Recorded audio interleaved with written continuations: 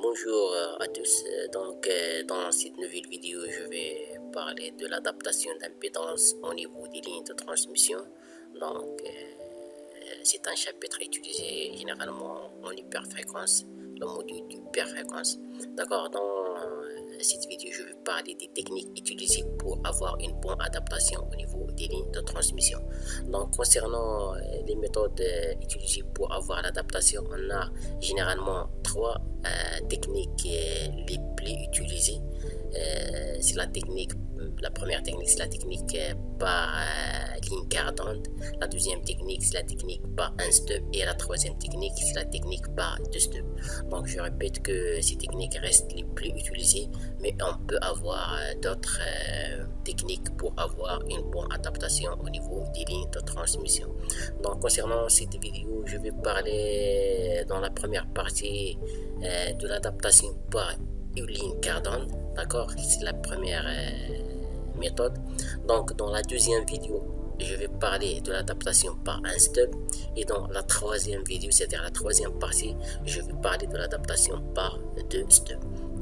Donc, concernant la deuxième partie et la troisième partie, je vais démontrer dans ces vidéos comment je peux utiliser la bague de Smith.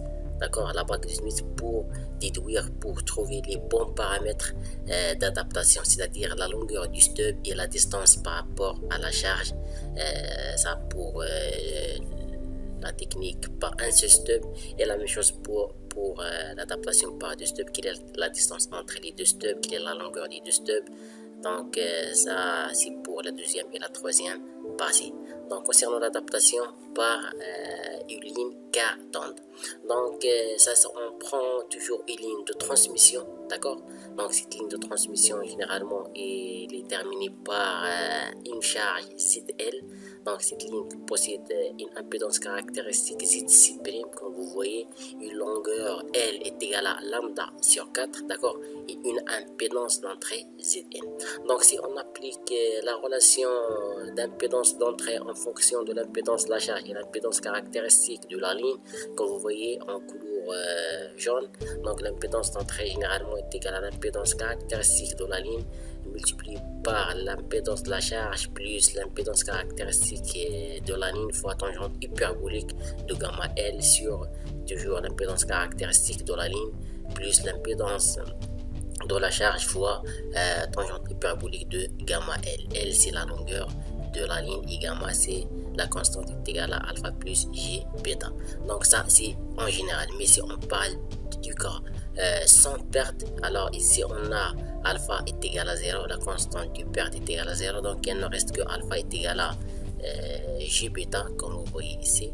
Donc l'impédance d'entrée Zn sera Zc' fois ZL plus J Zc' tangente bêta L. Donc ici on aura G partie imaginaire plus tangente bêta L, ce n'est pas tangente hyperbolique, donc bêta fois L divisé par Zc' plus J ZL tangente bêta L. Donc puisque je travaille avec une ligne cardante, d'accord, une ligne de transmission cardante de longueur L est égale à lambda sur 4, donc je peux remplacer L par sa valeur et bêta par sa valeur. Alors bêta est égal à 2 pi sur lambda, donc fois L lambda sur 4, je déduis que bêta est égal à pi sur 2, donc je remplace dans l'équation de Zn et je peux déduire que Zn est égal à Zc' au carré, c'est-à-dire l'impédance caractéristique de la ligne au carré divisé par l'impédance de la charge. Donc ce qui fait que l'impédance caractéristique de la ligne sera Zc' est égal la racine de Z de N fois ZL. Zn c'est l'impédance d'entrée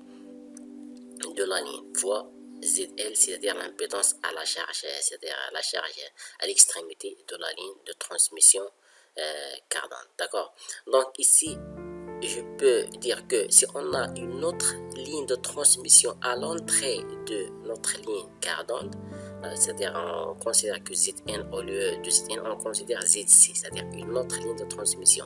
Donc ici je peux dire que Zc' est égal à l'impédance de la ligne qui sera à l'entrée de notre ligne de transmission, l'impédance caractéristique Zc.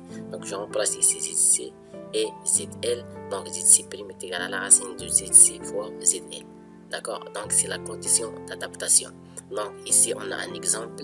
Donc on a notre ligne, on peut dire la ligne du premier cas, c'est une ligne avec une impédance caractéristique ZC. D'accord, la ligne de transmission reliée à notre générateur d'impédance interne ZG, et on a la charge. Donc nous on cherche la condition d'adaptation.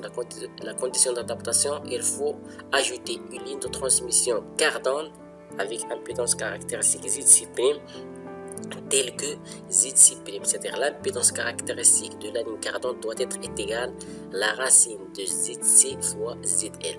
Normalement, on a au lieu de ZC, on a l'impédance d'entrée à cette ligne en couleur rose. D'accord? Donc nous, à l'entrée de la ligne, on a une impédance ZC au lieu de ZN. D'accord? Donc c'est-à-dire l'impédance d'entrée à la ligne cardante, c'est ZC. Donc je remplace ZN par ZC, donc je reçois ZC' est égal à la racine de ZC fois ZL, donc c'est l'impédance caractéristique de la ligne. Donc avec cette condition, je peux avoir la bonne adaptation.